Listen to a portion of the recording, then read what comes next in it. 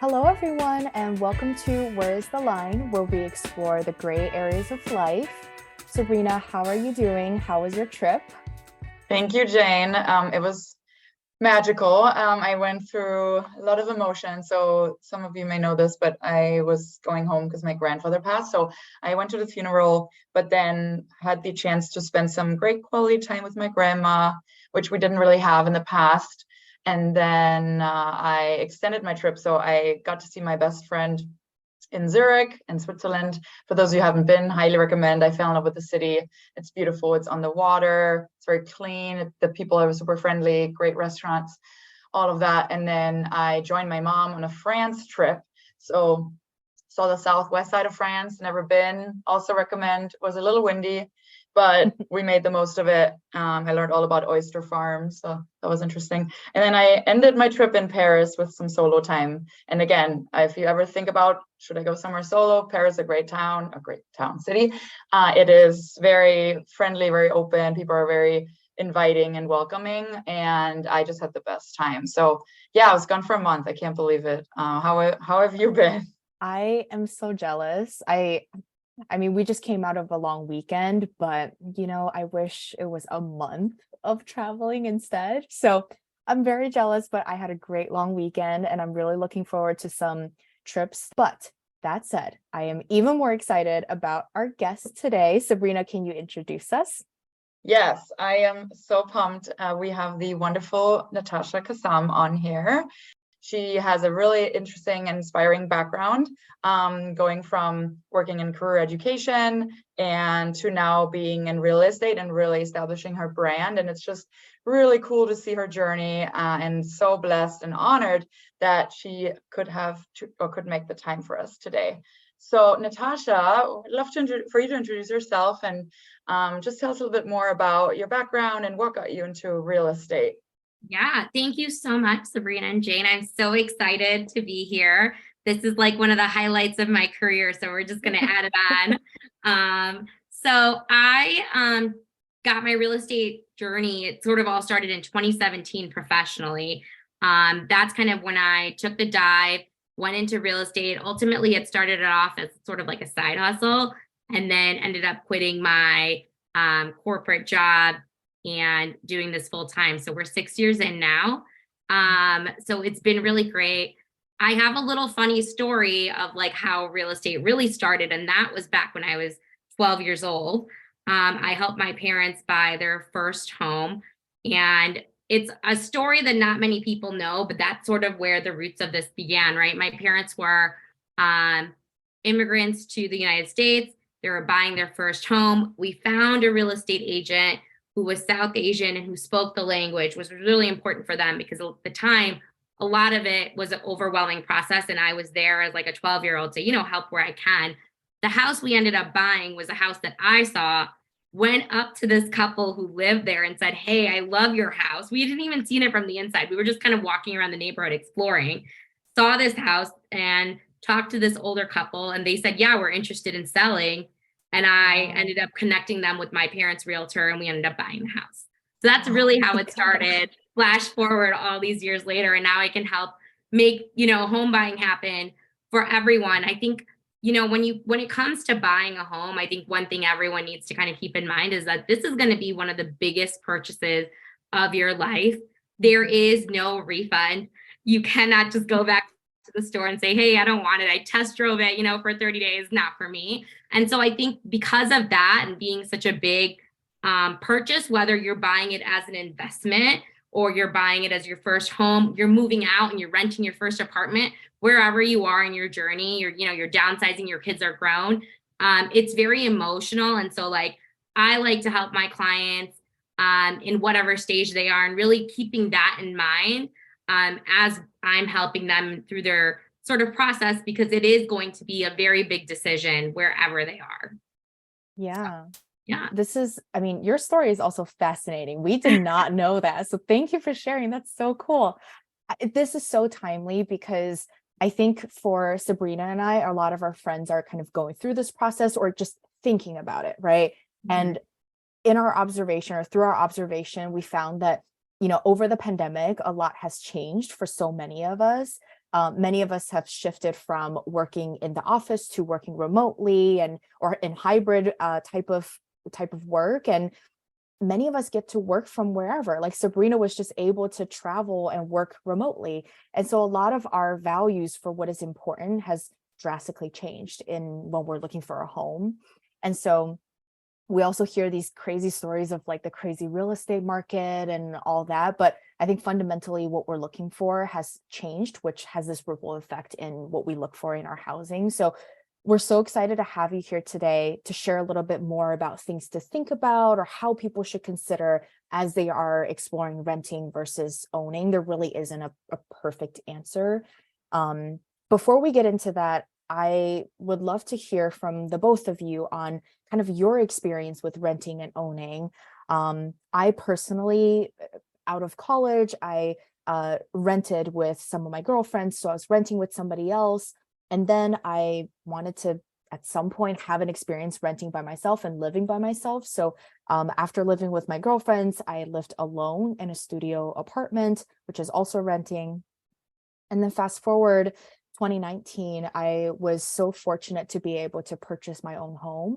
I purchased this home alone. I did have a partner who moved in with me, and we kind of figured out how to best allocate and pay for this mortgage. And now he's my partner, and so it all worked out really well. That's kind of been my journey of renting and owning, and I've experienced a little bit of both. But Sabrina, what's been your experience? Yeah, I actually, this is something near and dear to my heart, this topic, because I have been renting for, well, the last 12 years since I moved to the US. I've never not rented. So, but I also been beating myself up for the last 8 years when it's just this constant wrestling in my head. Am I wasting money? Am I wasting money? And every year I'm evaluating, well, this is going to be the year. And then I hear, well, the market is still crazy. So you should wait. So it's just been something I've been wrestling with. And again, today I'm just eager to learn from Nitasha and just, we'll see what happens. But I would like to own. I just don't know what it looks like. And I do value in all of this, I do value my flexibility. So going away, of course, I don't want to just neglect that. That is something really cool. And you may not do that or can't afford to do that when you own. So anyway, Nitasha, can you share a little bit more about yours? Yeah. It's so interesting because all of our journeys are a little bit different.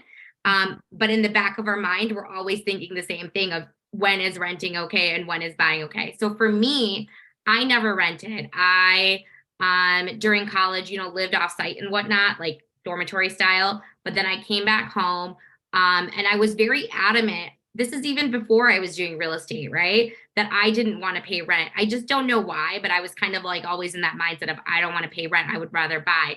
So when I ended up leaving my parents' house, it was actually into my condo that I now own. And I ended up purchasing during the pandemic. Everyone's needs shifted, right? So for me, it was a wake up call of, oh my God, I can't live in this house with 5 other adults. Like we're all working from home. It's too much. So I ended up, buying. And at that time, I was also going through the thing of like, well, should I just buy right now or should I wait and then rent? And I was kind of like, well, you've never wanted to rent. For you, it's been this decision of you've been at home saving money. So let's just go and buy, So I went directly into home ownership. And I guess the other side is that being in real estate, I have clients who do go into renting first and then home ownership, as well as, close family members who I've helped rent and then eventually go into home ownership. So I kind of get that full perspective, but all 3 of us have very sort of different backgrounds to get to where we are. So. Very cool. And that is just so inspiring that you did pull the trigger in the pandemic and just did that. So yeah, and it sounds like it's very much aligned to your values, right? You've never wanted to rent. So like not just like listening to someone else, but really just listening to your own, what drives you and what motivates you. So one question before we get into other things, but I just want to know, is this market really that bad for all of us? Or is there just something that I'm missing? Or is there just like a lack of knowledge on my part? It is? It is a chaotic, fast speed world. Okay. I think real estate, it ebbs and flows like anything, but right now we are in this lightning speed round of fast-paced movement. Basically what's happening in the market, if I'm being very realistic of what people are seeing, right? And where maybe some of the craziness and the anxiety and sort of this process of, oh my God, maybe this isn't the right time, where it's coming from is like the low inventory. So right now, and one of the things that we saw happen during the pandemic was that people just didn't want to sell their home. And for a good reason, because interest rates went down in 2020, which kind of was the exact opposite of what we were all assuming what would happen. We thought interest rates were going to go up. And there was this talk of like people being worried about the economy and a recession and, all these things. So people were like, oh, interest rates are going to go up. People aren't going to be financially confident. They won't buy. And the exact opposite happened, where the interest rates dropped down to 2 to 3%, which is like a historical low. And we now have a ton of buyers, where people who were renting, maybe people who weren't renting at all, they were, they're just coming out of college and they're kind of like that place of like, oh, we're going to move out at home, or just people who were living with family members. You had a lot of there's a lot of people who live, with their siblings or with their extended family, and then they were kind of like, we're just gonna buy our own place. So you have this crazy boom of people who want to buy a home. And then you have a pandemic. So everyone's scared to go outside. We're isolating. We're all working from home. So no one wants people in their home. No one wants to sell their home. And that sort of low inventory trend has sort of continued. So we're at this point right now where there just are way more buyers than sellers, and sellers who could potentially want to sell their home, where you're like, hey, let me get you a really, really good deal on your home. You're going to get such a steal. They're very much open to that. But then at the same time, it's like, if they're not downsizing or moving to another state, or, potentially wanting to move laterally, where they have like a 3-bedroom house, for example, and they want to move into another 3-bedroom house, they're going to find something that might not be as updated, that might not be as big, and it's going to be a little bit more expensive. So for them, they're like, hey, I'm locked into this interest rate that I very much enjoy, whatever that may be. Maybe it was like 5 or 6% before the pandemic, or 8%, and they refinanced and now they're at a 2 or 3%. They don't want to let that go.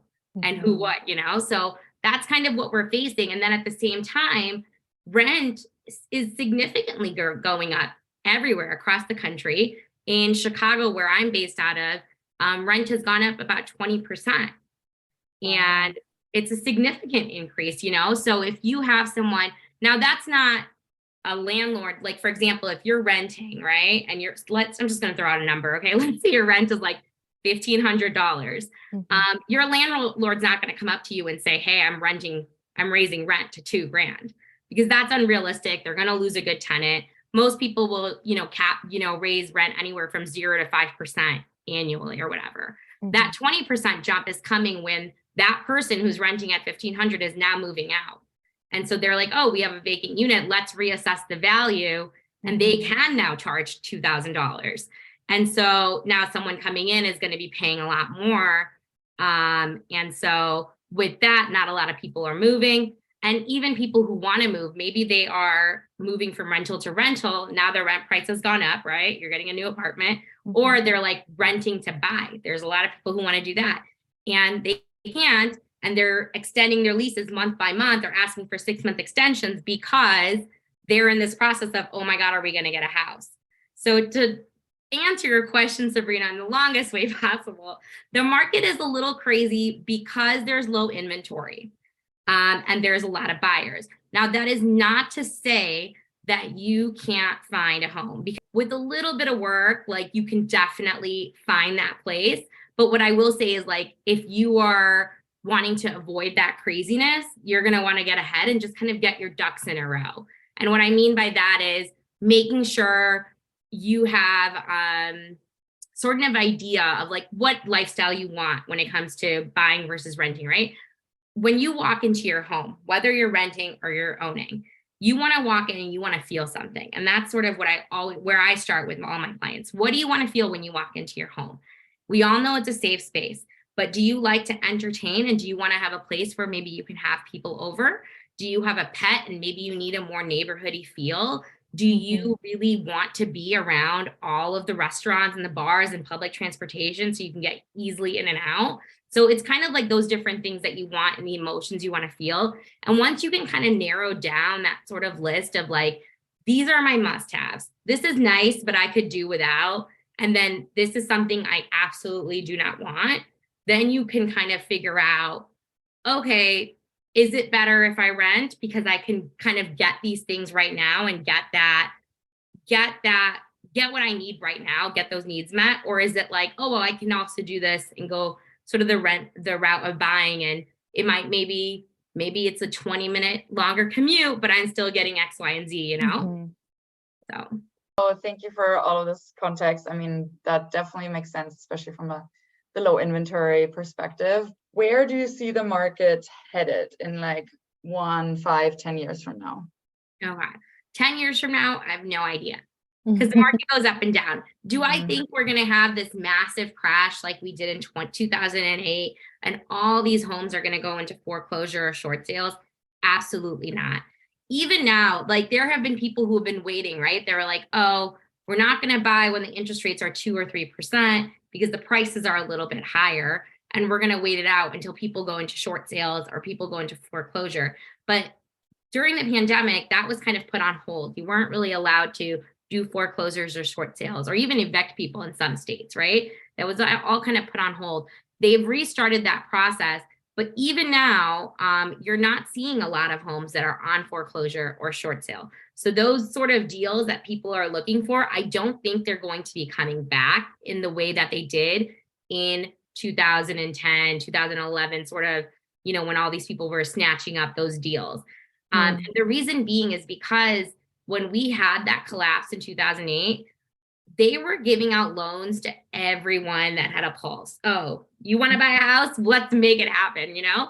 And the financial restrictions have changed so much that even to get a home now, if they are, you know, making an exception for you, or, you know, someone is maybe gifting you part of the closing costs or the down payment, or someone is co-signing on your rent or whatever the case may be, they're still pretty strict now. There's so many things in place where I don't think there's going to be a crash like that. And even though the prices are a bit higher, and it is a seller's market, because right now buyers can't get as many concessions, right? You can't say to a seller, hey, pay for my closing costs, or, you know, I found X, Y, and Z things that need to be repaired in your house and I want a $20,000 credit. Those things aren't going to happen. But that doesn't mean that like everyone's just getting loans. So it's getting really hard. So it's just never going to get to, you know, sometimes it's not like it's never going to happen. There are going to be homes that go into foreclosure and short sales. It's just not going to be at a high number. So I think in 10 years, we're still, you know, I don't know 10 years, but 5 years, we're not going to be seeing that. And in the next year, I do think it's probably still going to be a pretty heavy seller's market, in a sense that there's going to be low inventory. There is more inventory coming up, but I think that as more people maybe now relocate, one thing that's happened in the pandemic, one of those changes that we've seen is that because people can work from wherever they want, people are moving all over the country or even outside of the United States. And so that flexibility, if you're renting, it's easy, right? You wait till your lease is up, you try to break your lease and you move. If you're owning, you can rent your place out, or you could sell your place. And so those types of deals are happening more now, where because people are moving across state lines, we're going to see like low inventory, and like a lot of people are choosing to keep that property and maybe use it as an investment. I do think though, I mean, the number of buyers that we have going on right now, it's going to stay high. And I think eventually more people will opt to buy versus rent, because when you look at everyone's financials, and everyone's financials are different, it's kind of like, for example, if you are renting or you're wanting to rent a place and you're like, okay, it's me and maybe a roommate. And we're like, we're going to rent a 2-bedroom. Okay, well, you could rent a 2-bedroom for like $2,600 to $3,000. And then you're kind of like, wait a minute, I could buy a 2-bedroom. I could rent this out to my friend and we'd be paying less, you know? So I think that's what's going to start happening in the next year. We're still going to see a lot of buyers, very few, probably more sellers than we see right now. I do think that's going to go up. And in terms of interest rates, you know, those fluctuate so much. People are saying interest rates are high right now. And the reason is because we're all looking at it with a very short-term lens. In 2020 to 2021, early 2022, interest rates were 2 to 3%, you know? So many people were able to lock in that great interest rate. And then between early 2022 and now, it has gone up. But it's so interesting because everyone, even till today, like I got a client, we went under contract today. It's so interesting. They're like, oh, I wish I would have bought a year ago or 2 months ago or 3 months ago because the interest rate was lower. And then the people who are looking right now, they're saying the same thing. They're like, oh, they're going to be under contract in the next month or so. They're like, oh, I wish it was 2 months ago because it was just a little bit lower, you know, because the Fed keeps raising that. But historically, people were buying houses when they were 13% in, when we had the subprime mortgages back in 2005, 2006, I think interest rates were like 13%. Wow. So technically they're high, but overall they're not that high. Relatively, yeah. Yeah, relatively. And I think the biggest thing that any person, when they're looking at, should I rent or should I buy, what they should look at is that monthly number. What is your budget and what are you comfortable spending realistically? If your budget is $2,000, okay, great. Let's figure out what types of apartments you can rent in $2,000 and what types of homes you can buy for $2,000, right?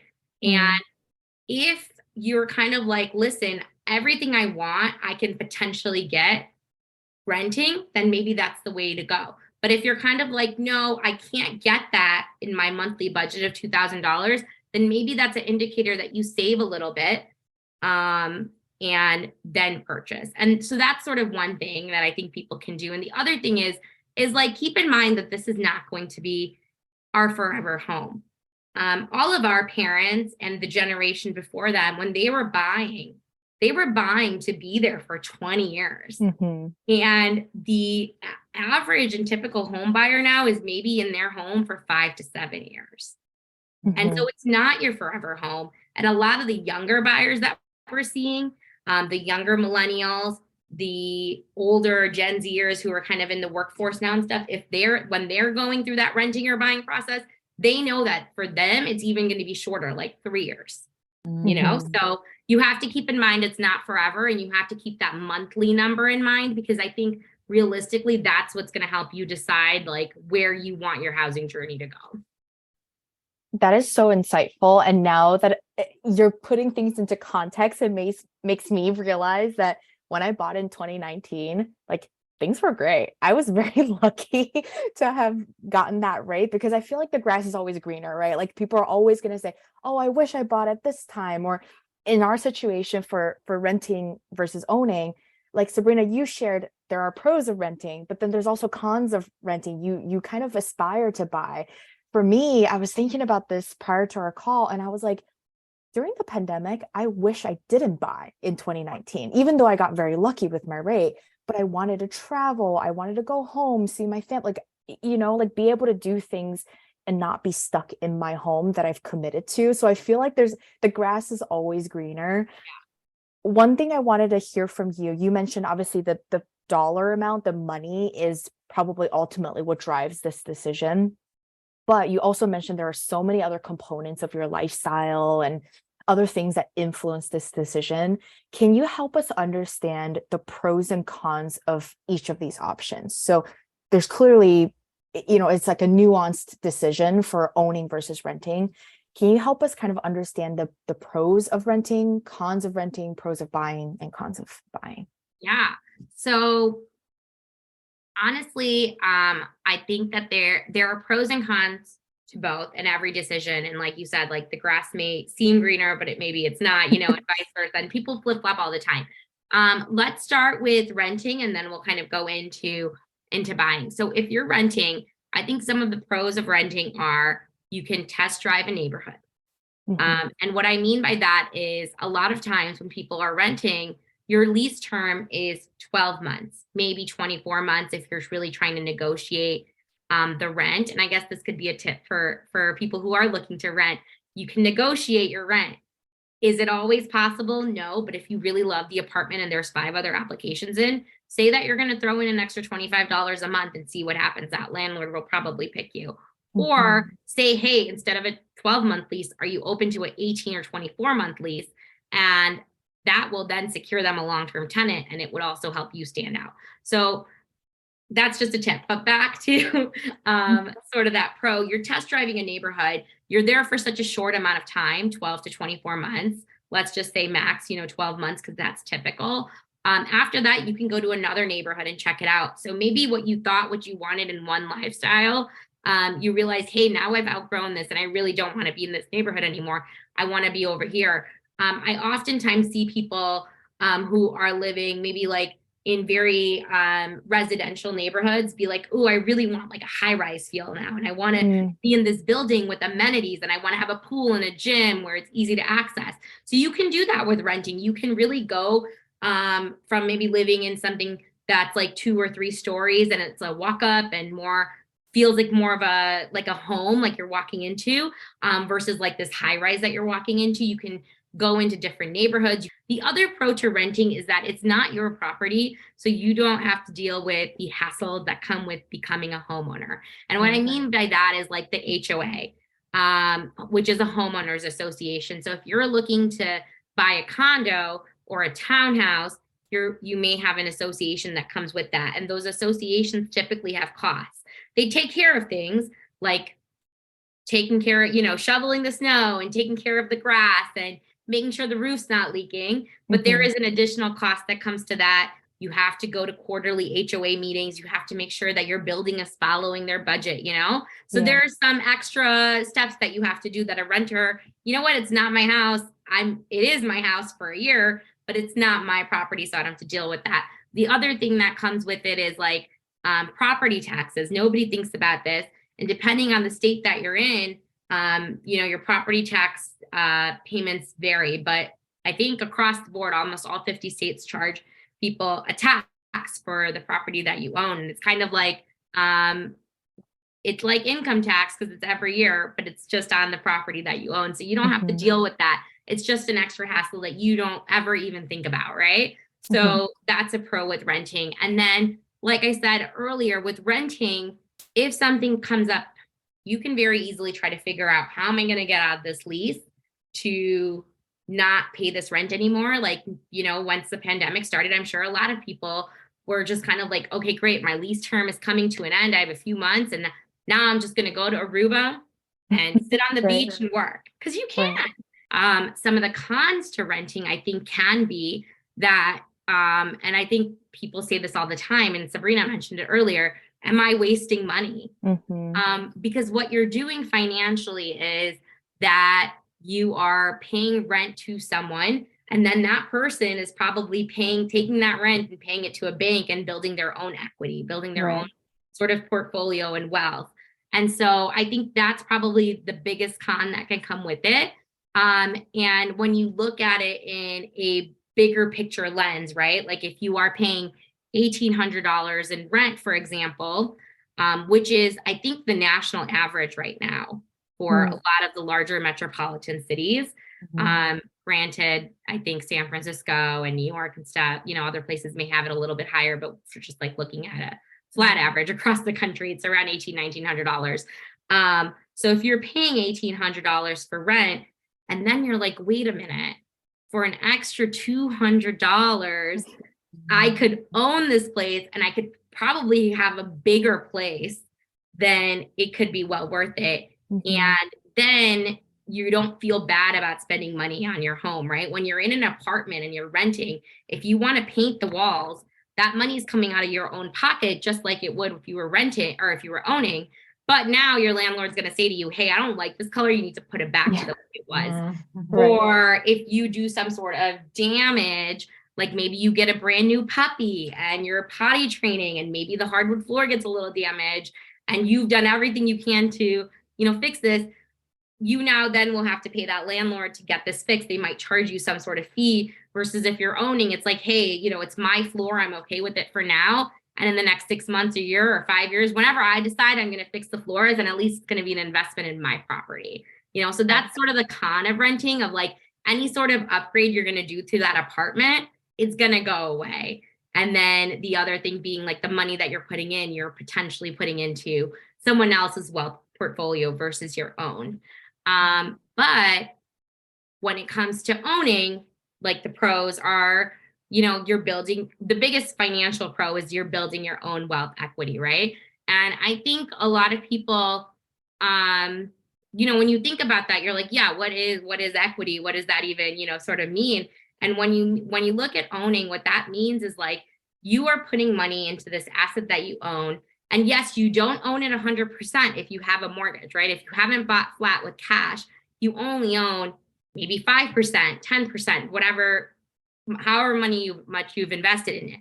But over time, what you can then do is you can go to the bank and you can say, hey, I want to start a business. I want to buy another property. You can take money out of that and you can then reinvest it. You could just have it and then eventually sell it, over time, build it. You could rent it out if it no longer serves your purpose, you can rent that out. And so that's sort of the financial pro that comes with owning a home. You sort of have this asset that you can use as proof of financing for other things, or you can use it to sell and then get money, or rent and then get money back financially. The other pros, I think vice versa, right? When you're updating an apartment, you're updating someone else's property. When you're updating your home that you own, you are adding value to it. For example, I have a client that's doing this right now. They're like the nicest family. They just had a baby. We bought a house, single family house. It's their first home. And they were really concerned. They're like, well, there's only one bathroom. Well, guess what? We found a place in their basement, because they have a full basement, where they can now add a bathroom. So now they're going to be adding probably minimum $25,000, $30,000 worth of equity in their property that they just purchased. So the price is going to go up, right? The value of that home is going to go up, but they're also making it easier for themselves to live in. And they're designing a bathroom that's going to meet their needs, Right. For example, if you have someone who maybe needs to be ADHD compliance, or, they need like maybe people like, older people like to sit in the shower, or they have kids and they need a sink that's a little lower or something, you can customize those things, and you're investing into your own property, and you're able to do that as a pro of owning your own place. And, honestly, I think it's really cool to just say, hey, I'm a homeowner, because it is the American dream, right? It is this dream that everyone has brought into, and whatever stage of life you are in, if you can say, hey, I'm a homeowner, that for yourself should be a lot of, it should be a very proud moment. It's very hard to do. And so, having that can be a really big pro. Special assessments, no one really thinks about that, but that is something I talk to my first time home buyers about. And basically, for background, what that is if you are buying a condo or a townhouse, and the building has this thing called a reserve, and it's basically a bank account for the building where your monthly dues go into it, and then they take that and they use it to pay for the maintenance of the building. Sometimes projects like changing out a roof or a broiler or the windows for the entire building cost hundreds of thousands of dollars, if not millions of dollars, depending on how big your building is and whatnot.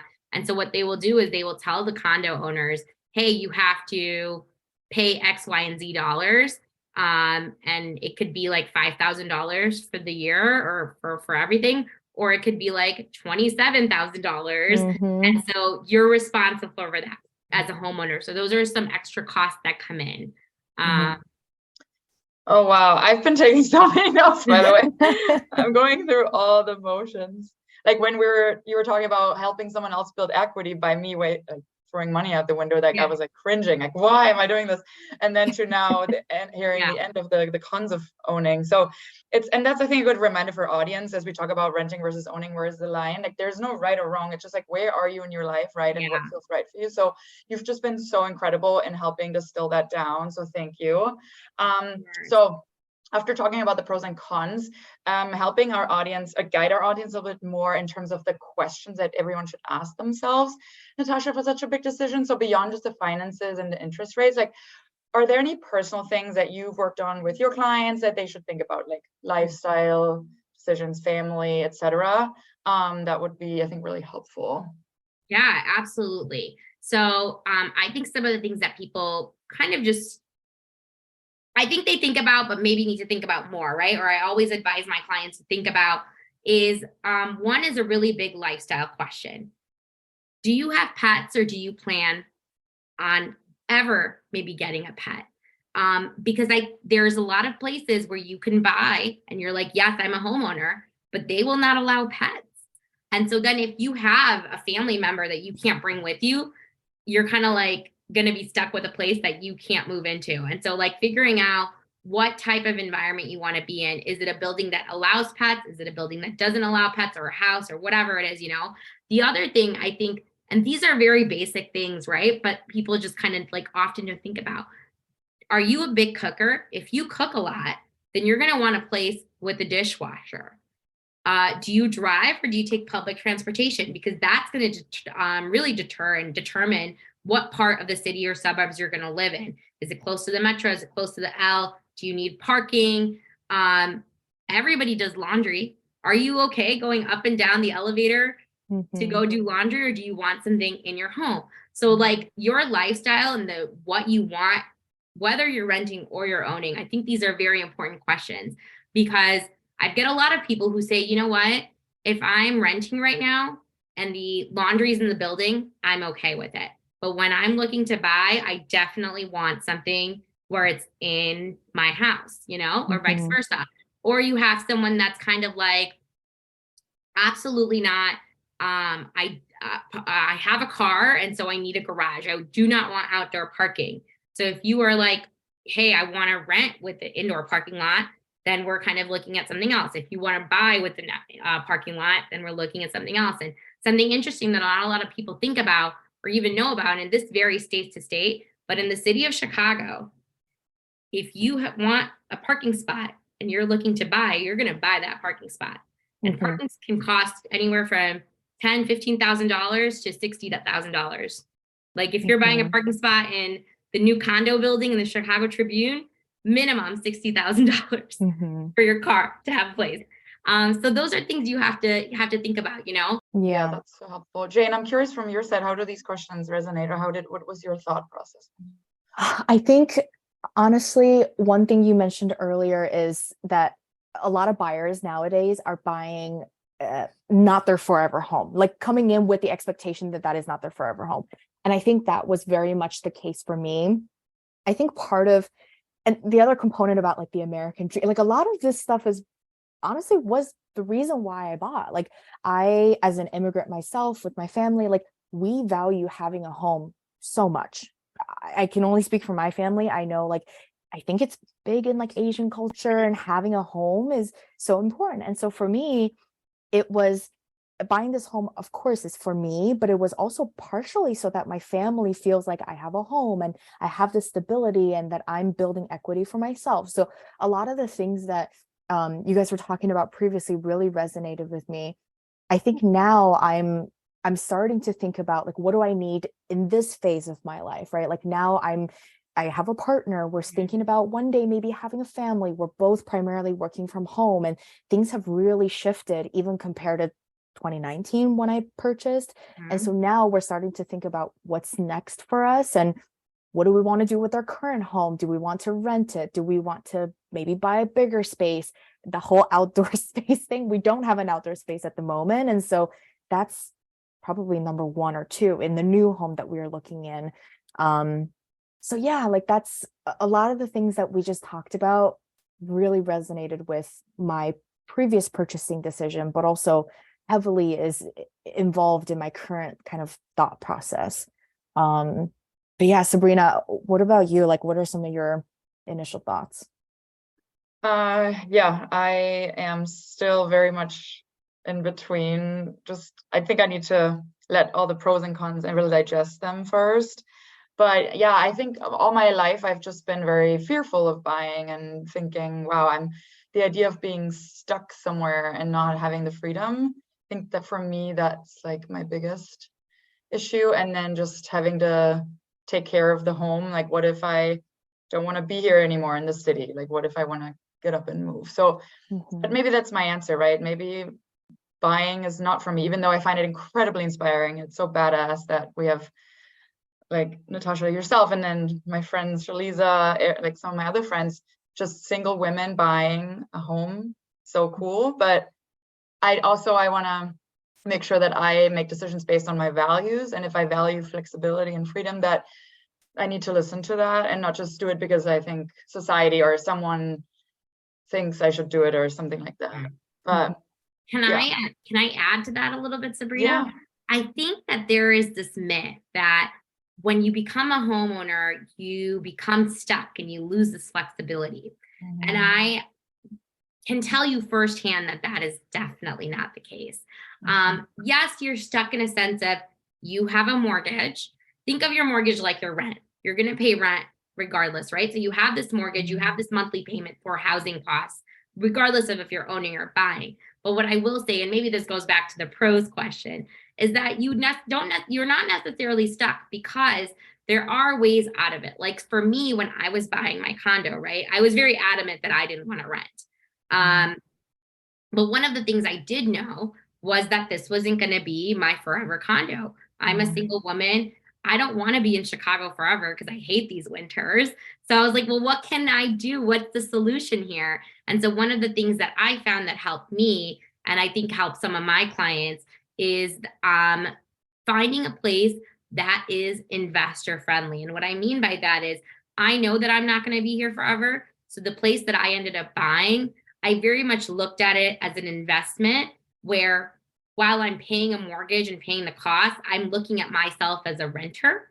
It is my place that I own, but I'm renting it from myself. And in 5 years, when I'm ready to leave, I would then just rent it out to someone else. And that way, my mortgage would be taken care of by the rent. And hopefully, I'm making a little bit extra. If anything, you're just breaking even, right? But the goal is you're making a little bit more. So then you're making some money off your property. And then I am in Seattle or in Paris or wherever I want to be. So that sort of hopefully maybe alleviates some of that pressure that you're feeling. And the other thing is that when you are looking at owning versus buying, you never want to be house poor. I don't know if you guys have heard of this real estate term that we throw out all the time, but whether you're owning or you're renting and you're coming up with that budget, include your lifestyle and your happiness in that budget. So if you know that you love to travel, which I do, and I know that, and I was very conscious when I was buying, that I am not going to be home for maybe 1, 2, 3 months at a time. I will be traveling, right? And so I was kind of like, okay, if I'm including this in my budget, then I want to know that I can make my rent, whatever that is, $1,500, $1,600, $2,000, whatever amount I come up with for that budget. It's reflective so I can still do what I want to do and enjoy life and still potentially own or rent and, be able to cover that housing cost. Yeah, I mean, you're definitely easing some of my concerns. So I'm if on a spectrum, I'm much more open to looking at buying more. So this is really helpful. So in the same vein though, so for single people like myself, what advice, so you've already shared so much goodness, but what else would you give them as advice if they have anxiety around this topic? And should they, this notion of, I'm just gonna wait. I've heard this from a lot of girlfriends. I'm just gonna wait until I have a partner. I hear that every single day. Okay. So here's the thing. So I don't know if you guys know this. It's not, I think if you do research around women and the housing movement, you'll find it. But women were not allowed to have mortgages until 1974. You know that? You Wow. could not buy a house without a man. Well, Gosh. 1974. That wasn't even that long ago. That's crazy. That sucks. Yeah. But guess what? The number of women, single women buying homes has increased so much. Last year, single women made up almost 20% of the buying market, where single men were around 10, 11%. So we're making less than them. We all know this. We're making less than them. And women are buying more. And I think there was like the survey that the National Association of Realtors did. And that's kind of where these numbers came from. And they were like, what was your driving factor in owning a home? And I think the large majority of women, the first two reasons were wanting to own for the sake of owning, and then like, having that sort of financial security. And then second, to be close to friends and family. So there's a lot more women buying. I mean, of course, the largest group of people that are buying is couples, right? I think they make up like over 60 to close to 70% of the home buyers. But I do think that when you are single, one thing you should think about is, hey, I'm going to have a partner in the future. That is great. But that doesn't mean that you can't buy a place and your partner moves in with you. Because if you guys are like thinking, hey, let's move in together at some point in the relationship, you're going to need a place to go. So why not, if you already own a place, why not have them move in with you? So if you're kind of like rent or buy, maybe then you're kind of like, oh, I buy a 2-bedroom, I need space. We have space for 2 people for the future. Also, just 2 bedrooms are just better buys when you're looking at resale value, or if you want to rent it out in the future. I've got a client who, this is a man, not a woman. I'll share a story about a woman as well, but he was living here in Chicago. He met someone on a dating app. She lived, I don't know, in Georgia somewhere. They've now relocated to some other state, but his home here in Chicago, I rent out for him. And we went from renting it out, I don't even know, like probably $1,800 like 4 years ago to like $2,200 now. Wow. So significantly over time, it's gone up, but also his mortgage is now always covered and he's making money, and I think his partner may have owned a home somewhere too, and she kind of did the same thing. So when you're kind of looking at, oh my God, should I just wait? You can always sell it. You can always rent it. You can always move in with you. So one of the things I like to focus on is women buying homes. I think women need to increase home ownership and have financial security and have something to fall back on.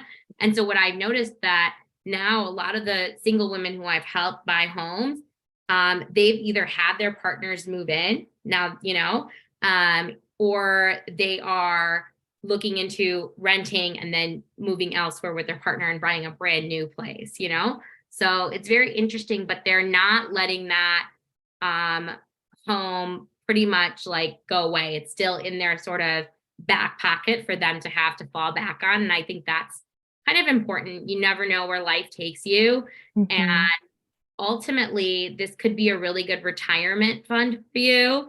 This could be a good fund for your kids if you decide to have kids in the future.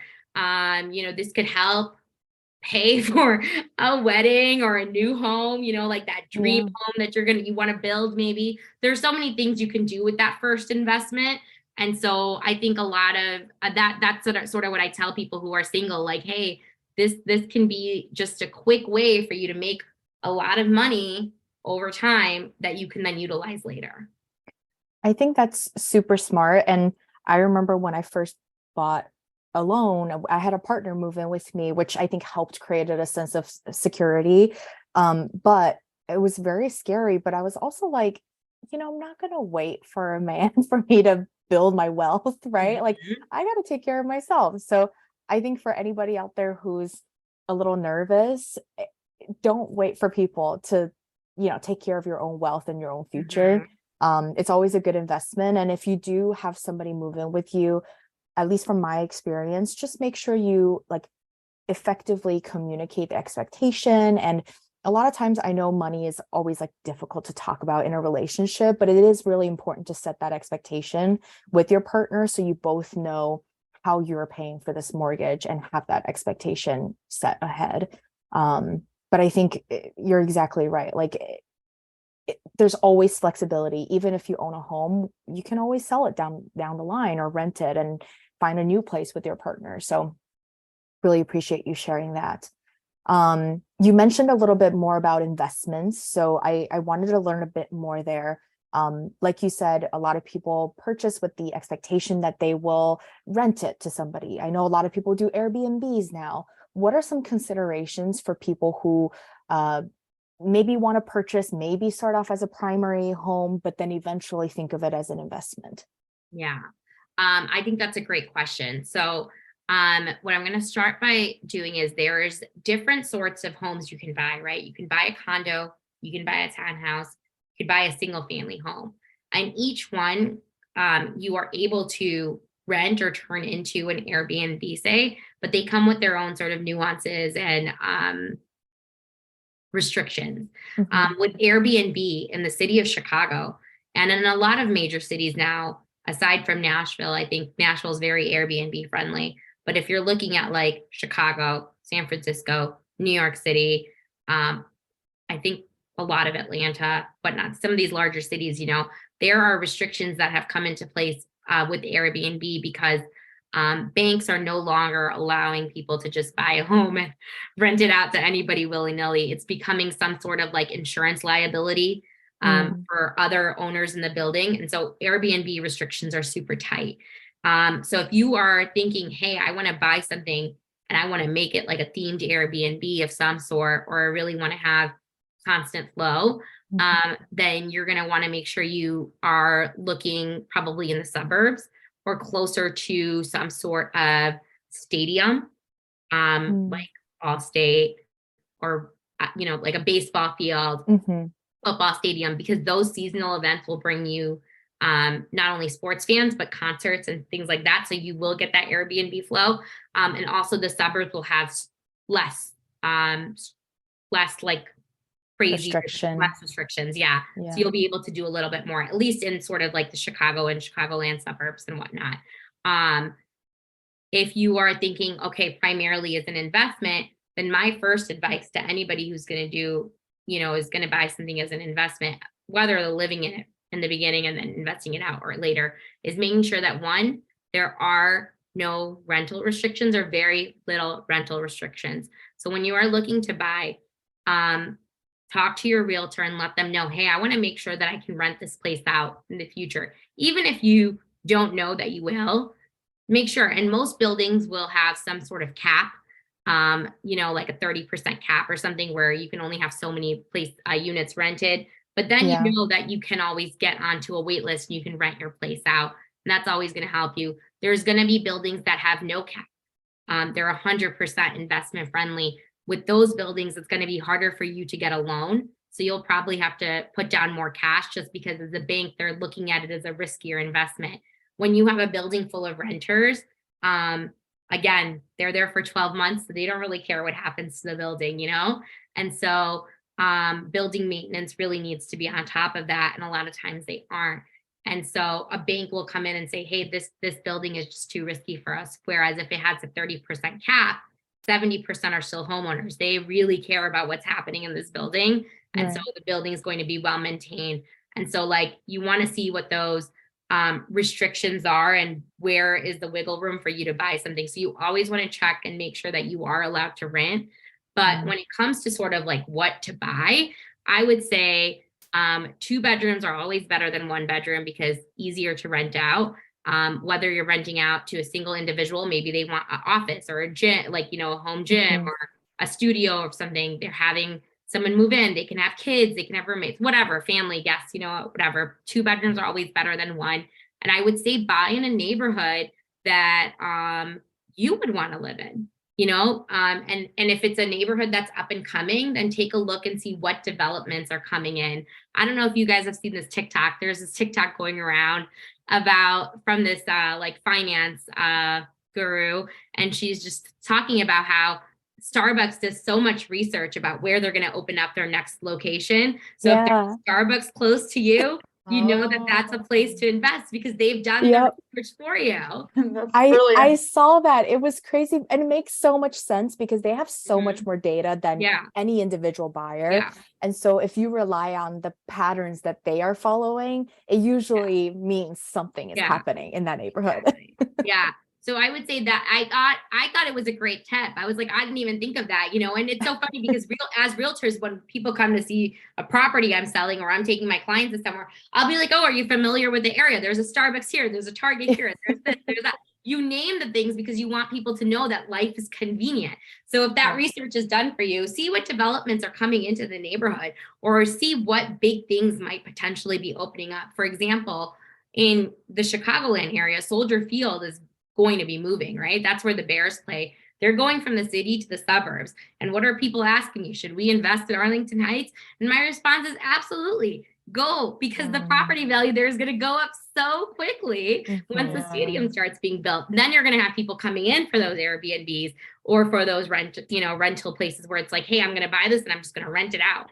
Yeah. You know, so I would say think about that location. One, are other investments coming in? Two, do you want to be there? And also, I think that don't be hesitant to invest in somewhere outside of your hometown. Is it easy to invest where you live? Absolutely, because you can then, if something happens, you can get a maintenance guy in there or a contractor in there. You can go fix it yourself. You can go check on your property. You can vet out the tenants that come in. But for example, I've got clients who have bought like summer homes or whatnot, or, properties in towns like Door County or Mackinac Island, or, like these random places where, tourists are going there. You're going for weekend getaways and they're using it as Airbnb, or you're finding someone who's going to rent it out for like 6 months for that season. And then they're taking that income and they're like, oh, my rent in Chicago is paid for because of the money I made for the last 6 months from my other property. So you can always, think about investments in that sense too. Don't be afraid to kind of venture out. I will say that if you are looking for like, oh, you see those TV shows, right, where people flip homes and then they make so much, like that process is a much harder. And I will say, like, if you're going to do that now, maybe be a little bit more mindful, because right now it's a seller's market. So you're going to pay more for the property. But then also with the inflation right now, paint used to be like $35, $36 a gallon, and it's $72 $70 a gallon now. And that's double the price. So now people are charging you double to paint a house than what they did before. So your costs are going to go up. So maybe right now, don't flip a house. Think about maybe buying a property that you can easily fix up, or it's ready to go for you to invest and, rent out. Yeah. Chip and Joanna. That's not so good right now. Yeah. But yeah, I think what you're saying is so powerful. Also, I've never thought about it in the sense that looking at just market trends in general and where big, like even NFL, where they're investing. And I mean, I was joking once when the Raiders moved to Vegas, like, why, like, let's just buy a house there. Let's all chip in and then we can. The Vegas market has gone crazy now. And now it's like, yeah. So, well, Nitasha, we are at time. I feel so blessed that you were here. I think I feel this was one of the most informative sessions. So thank you. I think our audience. Oh my God, good. I'm glad. I was like, oh, I don't even know if this resonated. I'm glad. No, this is good. So many notes. So appreciate your insight and guidance. This is going to be so valuable. I can't wait to share it with our audience. Before we close, if you can let our audience know where they can find you, any other projects that you have in the works that you feel comfortable sharing. Absolutely. So you can find me on Instagram. My handle is Nits Kassam. My Instagram is very real estate heavy, so feel free to find me on there. I'm also on Zillow and on Google. So if you just Google Nitasha Kassam or the Crystal Tran team, I will pop right up. I'll do a little plug for my team. We are one of the top teams in Chicago.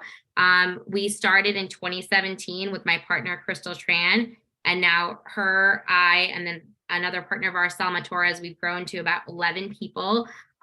We have been in the who's who of Chicago real estate, of like top real estate agents since 2020. And we're actually nominated again for our 4th year this year. Wow. And so lots of good things coming. But I think Zillow Instagram are the easiest places to find me. And I'm available all the time. So you can text me. My contact information is there. You can DM me. You can email me. Come see me at an open house. Oh yeah, all Yeah. the Chicago peeps, everyone. No, I'm around. And I will say one thing before before we end. I know the pandemic has changed all of our lives, right? Especially in real estate. The best thing that's come out of this is virtually. I have helped 6 or 7 buyers in the last 2 to 3 years move virtually from another state to Chicago without seeing their home. I did FaceTime tours and Zoom tours. And I was so thankful that these, that people trusted me to see their house for them, to get that inspection done and help them buy this place. And then actually a couple of rentals as well. And move to this brand new city that they weren't familiar with. Ranging from like renters that I said, and then buyers from the price point of like $150,000 to my biggest of $2 million. I had a $2 million client he didn't see the house till the day of closing. And I'm so glad that him and his family were happy and trusted me. But even if you don't live in the state, I'm happy to help you. That's Thank you so incredible. Wow. Yeah, no, I'm sure our audience will reach out to you. So thank you so much for having me. It's been such a pleasure. And I really appreciate this podcast you guys are doing. It's so relevant to everyone, right? Where is the line on whatever topic that we're talking about and really figuring out what works for you? Totally. Yeah, thank you so much. So to our listeners, as always, we want to hear from you how this content resonated. If you have any questions or any other experience with real estate, please don't hesitate to reach out to us. We want to hear from you, and email us at whereisthelinepod@gmail.com. And of course, subscribe wherever you listen to your podcast. We are on Apple, Spotify, and Google. And with that, have a great rest of your week. Thanks, everyone. Bye.